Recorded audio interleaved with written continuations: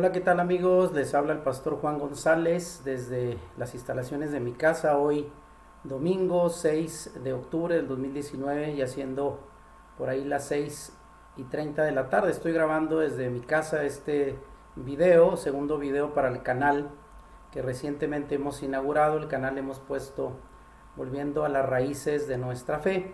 Y sobre todo quiero grabar este video de continuación. La semana pasada subimos un video sobre la fiesta de Yom Teruah o fiesta de las trompetas, que como decíamos son una de las celebraciones bíblicas, las fiestas bíblicas de otoño. Y hoy quiero aprovechar para grabar una continuación sobre otra importante fiesta que estará por llevarse a cabo para este próximo martes de octubre. Bueno, ya estamos hoy al 8 de octubre, martes 8 de octubre por la tarde, hasta el miércoles 9 de octubre por la tarde. Y estamos ahorita, grabando este video para compartir un tema que esperamos sea de interés para las personas que quieren conocer y profundizar más en su fe, para conocer más de cerca todas estas celebraciones bíblicas que nos adelantan, nos anuncian el retorno de nuestro Salvador, para que estemos al tanto y sobre todo enfocados en lo que la palabra nos da como pistas y señales muy claras para el final de los tiempos. Más al final del video voy a invitarles a que se suscriban a nuestro canal, donde estaremos subiendo cada semana videos interesantes para el crecimiento espiritual y el conocimiento de las escrituras. Así es que vamos a empezar sin más preámbulo con este tema que le hemos llamado ¿cuál es la relación entre Yeshua o Jesús? Recordando que Yeshua es el nombre bíblico en hebreo de nuestro Salvador. ¿Cuál es la relación entre Yeshua y la celebración bíblica de Yom Kippur? Yom Kippur, Día del Perdón, una de las 7 fiestas bíblicas y son consideradas una de las fiestas del otoño. Y vamos a explicar con más detalle en este estudio sobre qué es esta fiesta de Yom Kippur y qué relación tiene con Yeshua. Bueno, volviendo también por ahí a la siguiente lámina. La semana pasada el video que grabamos era sobre la fiesta de Yom Teruah o fiesta de trompetas, que decíamos anuncia la segunda venida de Cristo en su aparición para traer juicio, para traer salvación, desde luego a los que le esperan, a su pueblo, pero también juicio a las naciones. Y dijimos que el Señor aparecerá por las señales que da la Biblia en la fiesta de trompetas, porque dice la Escritura, Pablo, que es al final, al toque de la final trompeta, de tal manera que esa es una de las fiestas que nos anuncia el tiempo en que Yeshua aparecerá, aunque ya dijimos que en ocasiones habíamos pensado que el tiempo nadie lo sabe, nadie lo conoce, pero estamos seguros que la segunda venida del Mesías será durante la celebración de la fiesta de Yom Teruah o trompetas. Y recordando un poquito sobre el calendario de la celebración de las 7 fiestas bíblicas, son 7 fiestas bíblicas, aclarando que no son exclusivos para los judíos, 7 fiestas bíblicas, todas ellas nos anuncian a Yeshua. Tenemos las primeras 4 dentro de la clasificación de las fiestas de primavera, comenzando con Pascua, que fue en el momento donde Yeshua muere en la cruz, precisamente en la celebración de Pascua, en el primer mes, el mes de Aviv, en el calendario religioso hebreo, entre marzo y abril en nuestro calendario actual. Luego el segundo evento fue Panes sin levadura, donde el pueblo tenía que sacar de la casa toda la levadura que representaba el pecado, y precisamente en ese día Jesús fue a la sepultura llevando el pecado de todos nosotros.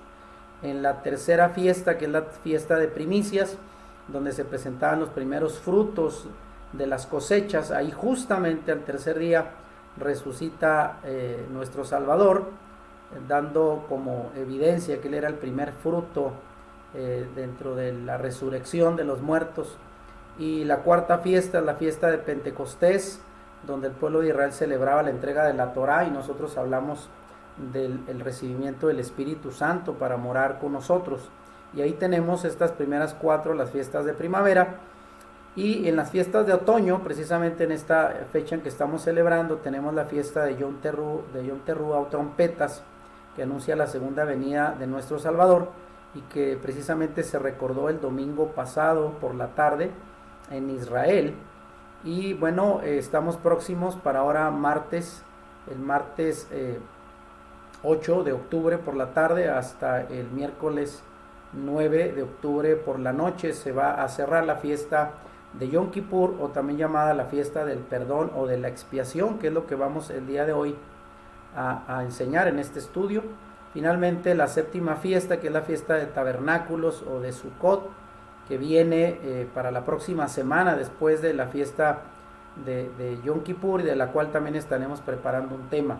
De tal manera que las primeras 4 fiestas, las fiestas de primavera, ya se cumplieron durante la primera venida de Yeshua, y las últimas 3, las fiestas de otoño, estarán cumpliéndose cuando Jesús regrese en su segunda venida. Teniéndolo muy en claro, este es el diagrama que nos muestra cómo las 7 fiestas anuncian a Yeshua. Muy importante con eso. Ahora vamos a empezar con esta fiesta, qué significa y cuándo se celebra Yom Kippur.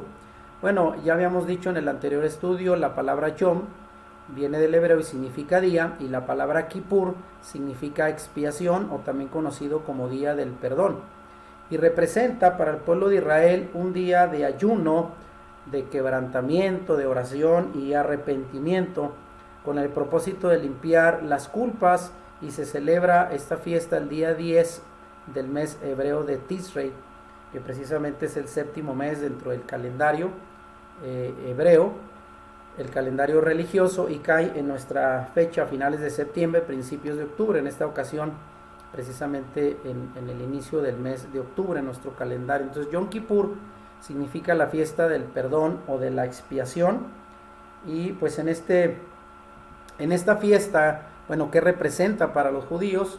En este día se cree que Dios decide el destino de todo el universo para el próximo año y todos los acontecimientos que van a suceder. El pueblo judío en esta fecha le ruega al Creador que tenga misericordia para que sean juzgados para bien, y piden perdón por sus pecados para seguir inscritos en el libro de la vida. Hay que recordar que una gran parte de los judíos hasta el día de hoy todavía no aceptan a Jesús como el Mesías, como su Mesías.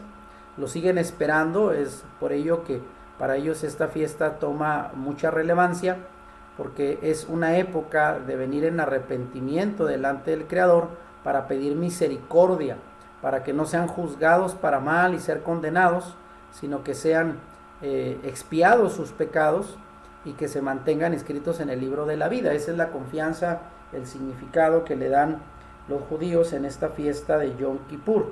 Ahora, ¿qué representa? Bueno, Yom Kippur marca el final de los 10 días de arrepentimiento. Entre la fiesta de Yom Teruah, la fiesta de las trompetas, 10 días pasan para que llegue la fiesta de Yom Kippur, y de esta manera se le ofrece al pueblo judío la oportunidad, la última oportunidad de obtener el perdón y la absolución de sus pecados del año anterior. Hay que recordar también que los judíos, lo señalábamos en el tema pasado de fiesta de trompetas, que para estas mismas fechas ellos celebran el inicio de su año civil, una fiesta especial que ellos llaman Rosh Hashanah, en la cual ellos empiezan su año civil, y ellos quieren empezarlo según el judaísmo en Yom Kippur. Se someten a juicio a toda persona para el año venidero, para ellos tener la seguridad de ser merecedores del perdón de sus pecados, y el día se dedica precisamente al arrepentimiento espiritual, a la búsqueda de Dios, y se adopta el compromiso de iniciar el año nuevo con la conciencia limpia. De tal manera que para ellos son sus creencias. Yom Kippur es pues un día de expiación, de perdón, la última oportunidad de empezar el año libres de toda carga y conciencia de pecado.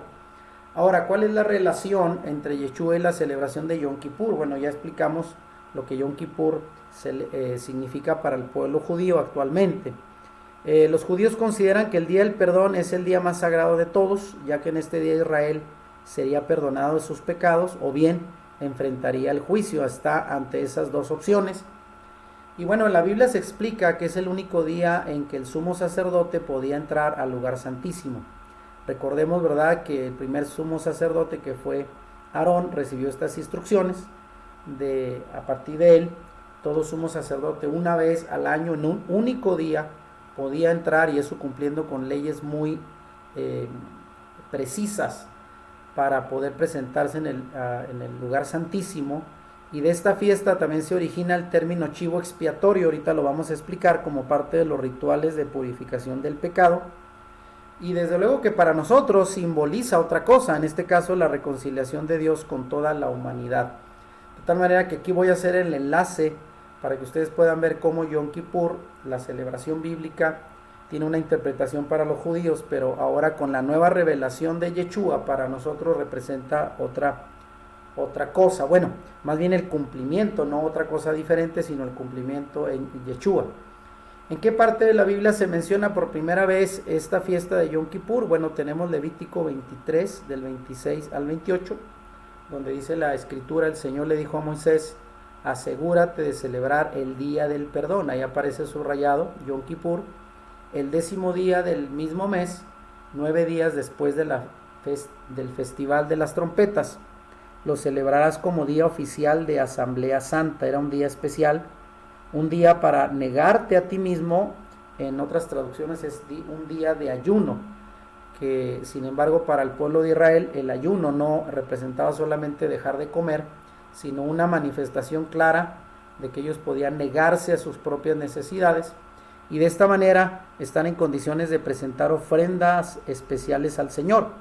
Dice también, no hagas ningún trabajo durante todo el día, porque es el día del perdón, cuando se presentan ofrendas de purificación por ti, para hacerte justo ante el Señor tu Dios. Ahí tenemos Levítico 23, del 26 al 28, señalando cómo el Señor estableció el día del perdón al 10º día después de la fiesta de trompetas, y todo con el propósito de hacerlo un día especial para negarse a sí mismo y presentar ofrendas especiales al Señor. Dice también Levítico 23, del 29 al 31, porque había sanciones. Esta fiesta era tan importante que el Señor le dijo a Moisés: los que no se nieguen a sí mismos, o los que no ofrezcan el estar en ayuno, en ese día serán excluidos del pueblo de Dios, y yo destruiré a aquellos de entre ustedes que hagan algún trabajo en ese día. No deberás hacer ningún trabajo en absoluto. Esta es una ley perpetua para ti, que se cumplirá de generación en generación, donde quiera que vivas. De tal manera que en esta fiesta, al igual que Yom Teruah, fiesta de trompetas, eran convocatorias santas obligatorias para el pueblo de Israel, donde no deberían de hacer ningún trabajo. Era un Shabbat alto, se celebraba como el día de descanso en Shabbat, aunque no cayera en sábado, y recordando, bueno, que Shabbat no significa sábado, sino día de reposo, pero para ellos estas fiestas eran especiales, se guardaban como un Shabbat, incluyendo en cualquier día que cayeran, y vemos al final que se cumplirán, dice, de generación en generación, donde quiera que vivas. De tal manera que, aunque algunos piensen que como estas fiestas apuntan a Cristo y Cristo ya apareció, pues bueno, ya no se deben de celebrar, pero estas celebraciones se deben de seguir celebrando porque nos siguen recordando y nos siguen apuntando hacia el Mesías, y sobre todo estas últimas fiestas de otoño, que todavía apuntan hacia eventos que aún no se cumplen, puesto que Yeshua aún no regresa por segunda ocasión. De tal manera que Yom Kippur representa de alguna manera la búsqueda de la restauración de nuestra relación con Dios. Y aquí cito 2 Corintios 5:19 para ligar el Antiguo y el Nuevo Testamento y darnos cuenta que estas festividades para el pueblo de Israel tienen una congruencia, una conexión con Yeshua y desde luego los escritos del Nuevo Testamento. Y Pablo aquí dice, pues Dios estaba en Yeshua reconciliando al mundo consigo mismo, no tomando más en cuenta el pecado de la gente, que ese es el propósito principal de Yom Teruah, la expiación del pecado, y nos dio a nosotros este maravilloso mensaje de la reconciliación, de tal manera que hoy en día el pueblo de Dios, y sobre todo aquellos que hemos entendido a Yeshua, a Jesús como nuestro Salvador, como el Mesías esperado de Israel, ahora tenemos la oportunidad de entender que es a través de su sacrificio que tenemos la expiación, a través de la cual ya no se nos toma más en cuenta nuestro pecado, obviamente aquellos que nos hemos arrepentido y hemos aceptado su salvación, y ahora tenemos la oportunidad de compartir este mensaje de reconciliación con el mundo. Bueno, Yom Kippur y su significado, quiero aquí detenerme un poquito para ver por qué detrás de la palabra Yom Kippur hay aún más contenido que obviamente nos conecta con Yeshua. La palabra raíz de la cual viene Kippur es la palabra kapar y significa hacer expiación, reconciliar, purgar, y hay otra palabra derivada que es koper, la cual significa rescate y es paralela a la palabra redimir. Aquellos que estudiamos el Nuevo Testamento sabemos que estos términos van enfocados, aplicados al sacrificio de nuestro Salvador. Él vino a hacer expiación, a reconciliarnos con Dios. Él vino a purgar a nuestros pecados y sobre todo a pagar el costo del rescate para redimirnos. Significa expiación también por medio del ofrecimiento de un sacrificio sustituto. La palabra koper en la Biblia era utilizada comúnmente para referirse a los rituales de los sacerdotes levitas, que al momento de ofrecer los sacrificios de animales, salpicaban la sangre del sacrificio y hacían expiación para el pecador. Ese mismo acto de ofrecer el sacrificio a través de la sangre de los animales es a lo que se le llamaba la palabra koper en la Biblia, y de ahí viene la palabra que hoy lleva el nombre de esta fiesta, Yom Kippur, día de expiación, de redención y de rescate. Al entender el término, obviamente todo tiene que ver con la remisión de las culpas, y esto nos lo recuerda David hablando de la dicha del perdón. En el Salmo 32 del 3 al 5 él dice: mientras me negué a confesar mi pecado, mi cuerpo se consumió y gemía todo el día. Sabemos que cuando no hacemos confesión, nuestro pecado, que causa muerte, hace que nuestro cuerpo se consuma, se marchita, como dice aquí David. Día y noche tu mano de disciplina pesaba sobre mí, mi fuerza se evaporó como el agua al calor del verano, pero finalmente te confesé todos mis pecados y ya no intenté ocultar mi culpa. Me dije: le confesaré mis rebeliones al Señor, y tú me perdonaste. Toda mi culpa desapareció. Veamos aquí cómo David, aunque vivió 1000 años aproximadamente antes del aparecimiento de Yeshua, de Jesús, él ya estaba anunciando lo que sería la bendición de vivir bajo la redención, a través de la cual somos libres de nuestros pecados, de nuestra culpa, y lo que es la dicha de vivir el perdón de Dios. De tal manera que aquí podemos entender lo importante que es esta experiencia y que tiene que ver con esta festividad de expiación y perdón. Ahora quiero explicar un poquito lo que es el ritual que se llevaba a cabo durante esta celebración, sobre todo para aquellos que no están muy familiarizados con estas celebraciones del Antiguo Testamento. El día de hoy en la congregación, mientras predicaba, le preguntaba a los asistentes que me dijeran cuántos de ellos conocían más el Nuevo Testamento que el Antiguo Testamento, y la mayoría levantó su mano, lo cual nos hace ver que por tradición nos han hecho creer que el Antiguo Testamento ya está obsoleto, que el Antiguo Testamento ya está abolido, que las leyes, las costumbres, las tradiciones ya nada tienen que ver con nuestra fe, y eso hace que muchos cristianos no leamos el Antiguo Testamento e ignoremos estas fiestas. Por eso, en el ritual del Día del Perdón, quiero aquí explicar que una de las características de esta celebración es que el sumo sacerdote entraba en el lugar santísimo, y aquí vemos cómo Levítico 16:2, en esta versión Nueva Traducción Viviente, dice: Dios dispuso que Aarón, el hermano de Moisés, fuera el primer sumo sacerdote. El Señor le dijo a Moisés: advierte a tu hermano Aarón que no entre cuando quiera en el lugar santísimo, que está detrás de la cortina interior. Si lo hace, morirá, pues ahí está la tapa del arca, el lugar de la expiación, y yo mismo estoy presente en la nube que está sobre la tapa de la expiación.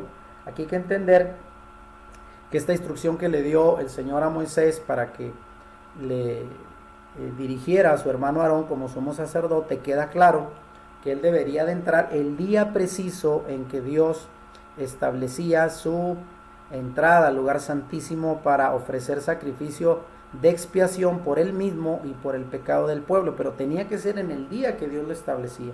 Aquí dice que no entre cuando él quiera, porque va a morir ciertamente. Esto nos enseña que Dios tiene sus leyes, sus preceptos, y deben de obedecerse tal y como él lo señala.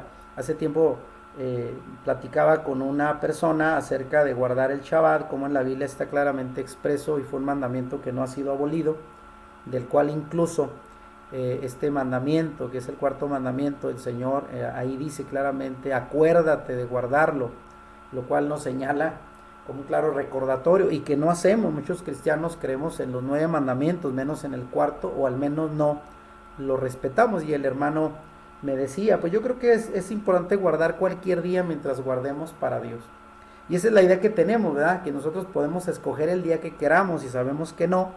Aquí tenemos un ejemplo de cómo se le dice a Moisés que Aarón entre el día que debe de ser, no cuando él quiera, porque si lo hace ciertamente morirá. De tal manera que él iba a entrar a ofrecer sacrificio para expiar las culpas tanto de sí mismo como del pueblo. Y es muy importante, dice que iba a estar ante el arca del pacto. Sabemos que representa la presencia de Dios en medio del pueblo, en aquel tiempo donde el pueblo de Israel tenía construido el tabernáculo, y la parte más importante de ese santuario era el lugar santísimo, y de la parte del lugar santísimo la más importante era el arca del pacto, aquella caja de madera envuelta en oro y con 2 querubines, en donde en la tapa de arriba, el propiciatorio como se le llama, o la tapa de la expiación, era el lugar donde se ofrecía el sacrificio, porque ahí se asentaba la presencia misma de Dios. Era el lugar del asiento de Dios sobre aquella arca en medio del pueblo, y era ahí donde se ofrecía el sacrificio. De tal manera que, bueno, además de cumplir en el día y de acuerdo a los rituales establecidos por Dios, el sumo sacerdote debía entrar con sumo cuidado y con mucha humildad. Durante el día del perdón, Aarón debía utilizar para el servicio sacerdotal un atuendo diferente al que habitualmente usaba. Esto lo encontramos en Éxodo 28. La ropa era de lino blanco, limpio, sin adornos, para simbolizar un servidor de Dios humilde. De tal manera que el sumo sacerdote vestido con humildad era una representación de Yeshua, de su naturaleza pura, sin pecado, quien dejó su gloria para venir humilde a este mundo como nuestro Salvador. De tal manera que la vestimenta era blanca, sencilla, humilde, sin ningún adorno.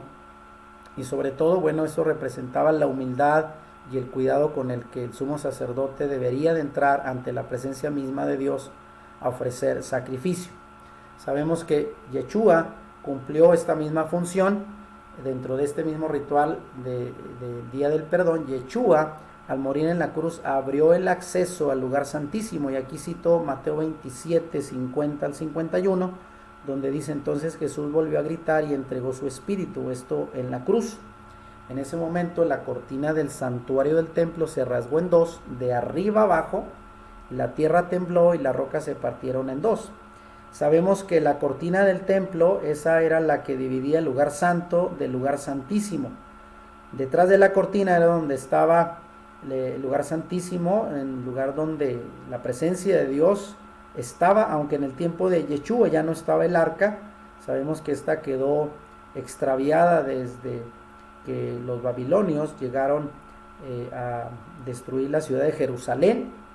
Sin embargo, bueno, esto representaba claramente que ese acceso que se negaba al pueblo y solamente el sumo sacerdote podía entrar una sola vez al año, ahora quedaba abierto gracias al sacrificio de Yeshua. Esto es muy importante porque, bueno, Yeshua no solamente fue nuestro sumo sacerdote, sino el mismo sacrificio, el perfecto sacrificio. Y aquí entendemos cómo la tapa del arca, que era llamada el lugar de la expiación o propiciatorio, era donde la presencia de Dios estaba en la nube sobre esa tapa. Y recordemos que cuando Yeshua murió en la cruz se rasgó el velo del templo, lo cual significa que ya había un acceso libre por medio de su sacrificio para todo aquel que cree en él. Podamos tener acceso al Padre de manera directa a través del sacrificio de Yeshua. Gloria a Dios. De tal manera que Yeshua nos abrió el camino al trono, y aquí citamos, dice: somos libres de entrar y de acercarnos a Dios todos los días del año y en cualquier momento. Y citamos Hebreos 4:16, donde dice: así que acerquémonos con toda confianza al trono de la gracia de nuestro Dios, y ahí recibiremos su misericordia y encontraremos la gracia que nos ayudará cuando más la necesitemos. De tal manera que sabemos De tal manera que en este pasaje podemos entender cómo Pablo, escribiendo a Timoteo, dice que tenemos un solo Dios, creemos en un solo Dios y en un solo mediador entre Dios y los hombres, y este es Jesucristo hombre. De tal manera que ahí podemos ver cómo Él es el único mediador que tenemos ante el Padre, y esto se confirma en este estudio que estamos compartiendo. Bueno, volviendo ahora al tema, cuando se hacía en el ritual del Día del Perdón de Yom Kippur, también tenemos no solo la figura del sumo sacerdote, sino también del sacrificio, y en este caso hablamos del chivo expiatorio. Y dice aquí Levítico 16, 20 al 22, cuando Aarón haya terminado de purificar el lugar santísimo, el tabernáculo y el altar, presentará el chivo vivo, pondrá ambas manos encima de la cabeza del chivo y confesará sobre él toda la perversidad, la rebelión y los pecados del pueblo de Israel. De esta forma traspasará los pecados del pueblo a la cabeza del chivo. Después un hombre especialmente seleccionado para la tarea llevará el chivo al desierto. Al irse el chivo al desierto, llevará todos los pecados del pueblo sobre sí mismo, a una tierra desolada. Y es aquí donde entendemos, la figura del chivo expiatorio. Hoy en día hemos escuchado de manera popular que la gente utiliza esta expresión para hablar de alguna víctima inocente a quien se le achaca alguna culpa de forma inapropiada, y hablamos del chivo expiatorio, pero creo que la mayoría de las personas ignoran de dónde viene este término, y precisamente el término chivo expiatorio viene de esta celebración del Día del Perdón. Y precisamente en ese día se presentaba no solo un chivo, sino eran dos.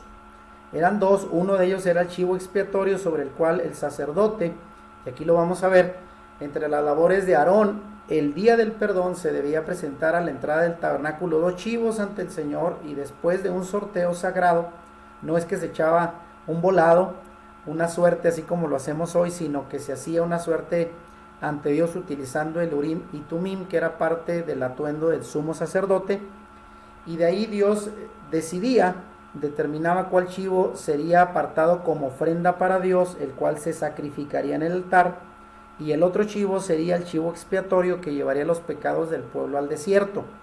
Y como vimos ahorita en Levítico, el sumo sacerdote ponía las manos sobre el chivo expiatorio, el otro se ofrecía en sacrificio en el altar, y sobre el chivo expiatorio, al poner las manos sobre la cabeza, él confesaba todos los pecados del pueblo, y de esa manera se le transferían al chivo expiatorio, el cual era llevado afuera del campamento a una gran distancia en el desierto, y por allá en algún monte se le arrojaba al precipicio, a un despeñadero, para asegurarse que muriera y no regresara al pueblo, ¿verdad?, trayendo de nuevo los pecados.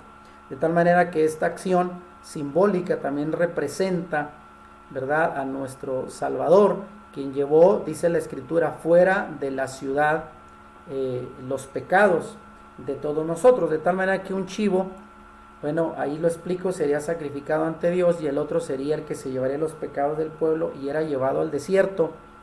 Y ambos chivos constituían la ofrenda por el pecado. Cada uno representaba un aspecto distinto de la remisión del pecado. Uno era sacrificado y representaba la muerte por sustitución, y el otro llevaba el pecado del pueblo al desierto, en donde era arrojado a un despeñadero.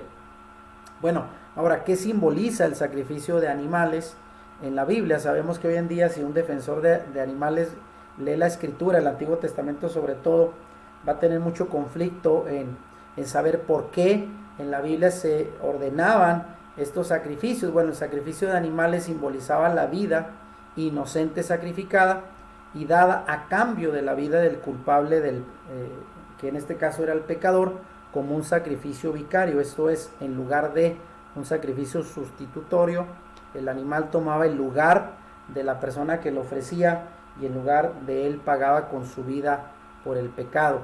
De tal manera que este mismo simbolismo, ¿verdad?, del sacrificio de animales apunta a nuestro Salvador, porque la muerte de Jesús fue ofrecida, recordemos, como un sacrificio sustituto por nuestro pecado. De tal manera que en Juan 11:50 el sumo sacerdote en aquel tiempo dijo: nos conviene que un hombre muera por el pueblo y no que toda la nación perezca. Y de hecho La Biblia misma dice que esto fue una declaración profética anunciando que Jesús llevaría sobre la cruz el pecado de toda la nación, y no solo de la nación, sino de todo el mundo. Bueno, Yeshua pues representa no solo el sumo sacerdote que entró a la presencia misma de Dios, sino también nuestro sacrificio expiatorio. Y aquí citamos 1 de Pedro 1, 18 y 19, donde dice: pues ustedes saben que Dios pagó un rescate para salvarnos de la vida vacía que heredaron de sus antepasados, y no fue pagado con oro ni plata, los cuales pierden su valor, sino que fue con la preciosa sangre de Yeshua, el Cordero de Dios, que no tiene pecado ni mancha. Y ahí entendemos pues cómo Yeshua se convirtió también en el sacrificio de rescate, para que a través de su sangre preciosa como Cordero de Dios quitar todo el pecado y la mancha de nuestras transgresiones.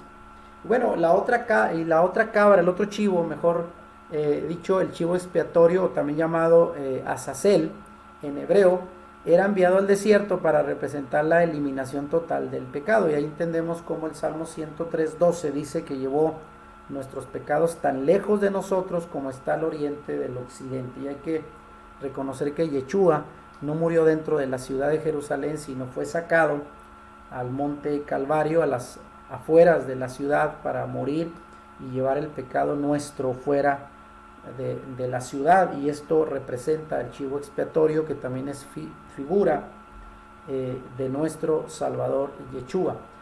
Bueno, y hay algo más también muy importante sobre esta misma celebración, el ritual del Día del Perdón, y me refiero al cordón rojo. Según los comentarios rabínicos, esto no viene textualmente en las escrituras, pero es importante señalar que los comentarios rabínicos hechos en el Talmud, se decía que al mismo tiempo que se ofrecía estos dos chivos, uno en sacrificio y el otro se enviaba al desierto con los pecados de todo el pueblo, se dice en el Talmud, que es un comentario rabínico, que se colocaba un cordón rojo a la puerta del templo, y cuando el chivo expiatorio había sido llevado al desierto, obviamente era color rojo porque se mojaba en la sangre del primer chivo que era sacrificado, y se ponía de color rojo. Y mientras se llevaba al chivo expiatorio al desierto para no volver, el cordón rojo con el tiempo se volvía blanco de forma milagrosa. Y esto nos apunta a que lo que dijo el profeta Isaías en Isaías 1:18, cuando dice: vengan ahora, vamos a resolver este asunto, dice el Señor, aunque sus pecados sean como la escarlata, obviamente rojos como la escarlata, yo los haré tan blancos como la nieve, y aunque sean rojos como el carmesí, yo los haré tan blancos como la lana. De tal manera que esto que se nos dice el Talmud tiene sentido bajo este pasaje de Isaías, donde se dice que ese cordón bañado con la sangre que quedaba de color rojo se iba volviendo blanco de forma milagrosa, para anunciar que el pecado del pueblo era expiado gracias a estos sacrificios. Pero algo muy importante, después de la muerte y resurrección de Yeshua, se dice también por el mismo Talmud que el cordón rojo ya nunca volvió a cambiar al color blanco, de tal manera que ahí perdió su efecto. Y esto obviamente le estaba recordando al pueblo judío que Yeshua era el verdadero sacrificio, y que los sacrificios subsecuentes ya no eran aceptables ni necesarios por el pecado del pueblo. Sabemos que Yeshua fue el sacrificio final, y a partir de ahí el cordón rojo jamás volvió a convertirse en blanco, una señal milagrosa, de lo cual se comenta en el Talmud, comentario de los rabinos. Bueno, finalmente, aquí decimos por qué fue necesario un sacrificio de sangre. ¿Por qué la sangre? Volvemos con esto. Muchos pensarían que Dios pudo simplemente perdonarnos, simplemente declarando un perdón sin que hubiera ningún sacrificio, sin que Yeshua hubiera tenido que venir a morir. Pero aquí tenemos solo algunos pasajes donde hablamos cómo la sangre del sacrificio era importante. Y aquí tenemos, dice, de hecho, según la ley de Moisés, casi todo se purificaba con sangre, porque sin derramamiento de sangre no hay perdón. Esto nos dice Hebreos 9:22. Dice el Señor: porque la venida del cuerpo está en la sangre, la vida del cuerpo está en la sangre. Les he dado la sangre sobre el altar con el fin de purificarlos, para hacerlos justos ante el Señor. Y esto dice Levítico 17:11 en su primera parte, y en la parte final dice: por medio de la sangre misma se hace expiación por ustedes. Ahí queda claramente establecido cómo la expiación por el pecado era pues a través del sacrificio de sangre. Era necesario porque era la vida, en la vida está la sangre, y la vida de un animal era la que se sacrificaba para cubrir la vida y el pecado del pueblo.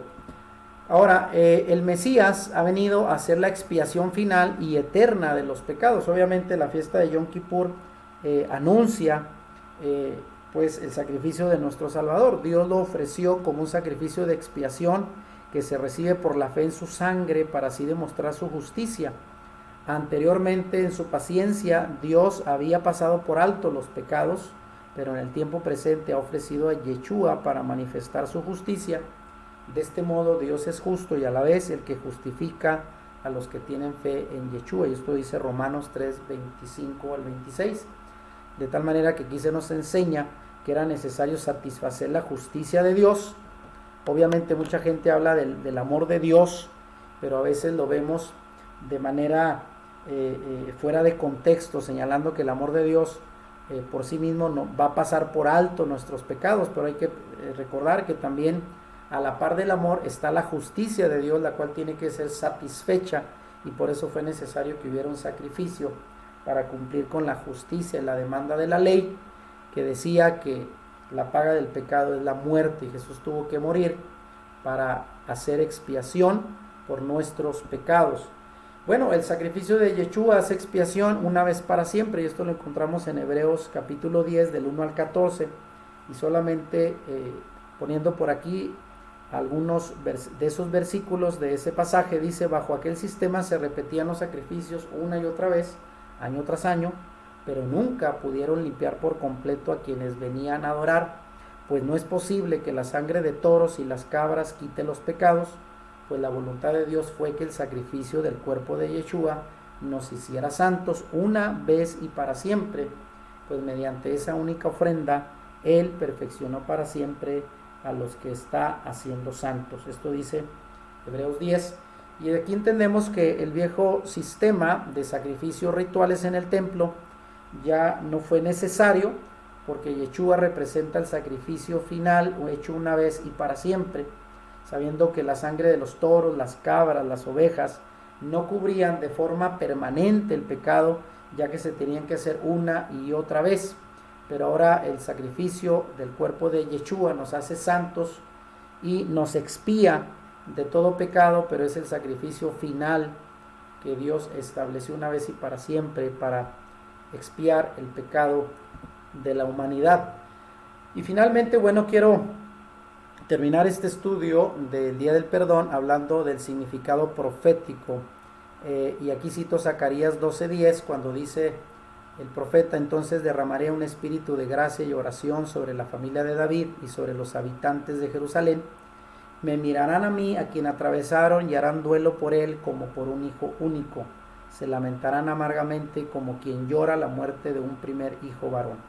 Y aquí entendemos cómo en su segunda venida Yeshua aparecerá y será reconocido por aquellos del pueblo de Israel que no lo han reconocido actualmente como Mesías. Hay que recordar que una gran cantidad de judíos hasta el día de hoy no aceptan a Yeshua como el Mesías, pero esta escritura dice que algún día él aparecerá y lo mirarán y lo podrán reconocer por las marcas hechas en sus manos y en su costado, y dice aquí que mirarán a quien atravesaron.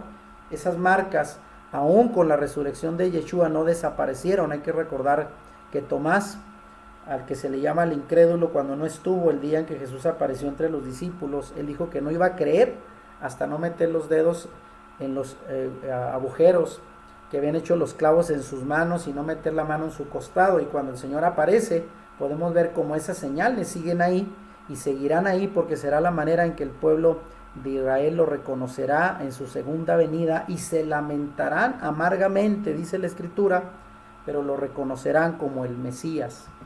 De tal manera que en este día del perdón, el día del perdón, es un día para que Israel será restaurado por Dios como nación cuando ponga su fe finalmente en Yeshua. Esto lo podemos ver en los capítulos 12 al 14 de Zacarías, en esta profecía.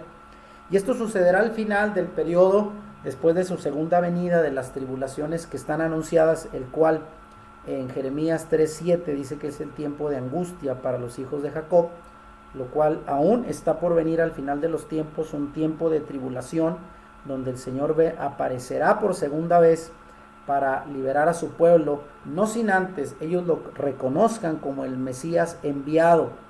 Y ese sería al final, en los tiempos de la profecía, el gran día del perdón, donde Israel será restaurado por Dios como nación, cuando pongan su confianza en Él como Salvador. Y bueno, aquí tenemos también que en ese tiempo, en ese mismo tiempo en el cual Israel se preparará para la venida del Rey Mesías, cuando Yeshua, el sumo sacerdote celestial, baje del cielo, y el pueblo de Israel recibirá perdón por sus pecados. Y esto lo podemos encontrar en Hebreos 9, capítulo 10, Zacarías 12:10 y Romanos 11 del 26 al 27, donde nos habla de la restauración al final de los tiempos del pueblo de Israel. Y bueno, en esta fiesta de Yom Kippur hay que también reconocer que los judíos devotos alrededor de todo el mundo, hay que entender que los judíos están regados por todo el mundo. Esas 10 tribus que se perdieron desde la época del cautiverio asirio, las 10 tribus del norte, fueron dispersas y llevando con ellos su fe, aunque también se mezclaron entre pueblos paganos con otras costumbres. Pero los judíos devotos en Israel y fuera de Israel siguen sus tradiciones en este tiempo de rezar, de arrepentirse, de ayunar, de ayudar al necesitado, y todo esto con el propósito de ser purificados año con año.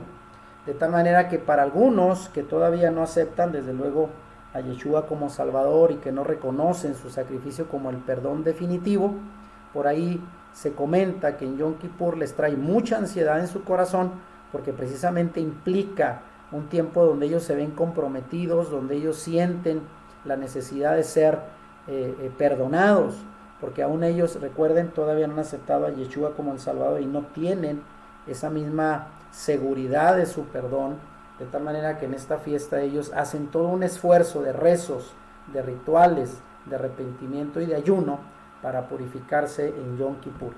Ahora, ¿cómo podemos celebrar nosotros Yom Kippur como creyentes? Porque lo he dicho en la otra fiesta de trompetas, muchos cristianos decimos estas fiestas ya nada tienen que ver con nosotros, ya todo se cumplió en Yeshua, ya no debemos ni siquiera practicarlas ni enseñarlas. Es cierto que en Yeshua se han cumplido, pero nosotros tenemos con mayor razón la intención y el propósito de celebrarlas, porque para nosotros es un recordatorio que va más allá de lo que Israel entendió al principio cuando fueron establecidas en el Antiguo Testamento. Nosotros las entendemos hoy cumplidas en Yeshua, de tal manera que lo recomendable para este martes y miércoles próximo 8 y 9 de octubre es que nos pudiéramos reunir, porque es un día de guardar, y no solo para Israel, sino para todos aquellos que reconocemos a Jesús como nuestro Mesías, en donde tú puedes hacer tu propia celebración. Los judíos tienen sus propios rituales y algunos algo extraños para nosotros. Si tú por ahí ves en internet, tienen sus propias creencias, y dependiendo de qué tipo de judíos, hay judíos askenazis, hay judíos ortodoxos, sefarditas, y cada uno tiene sus costumbres y sus rezos.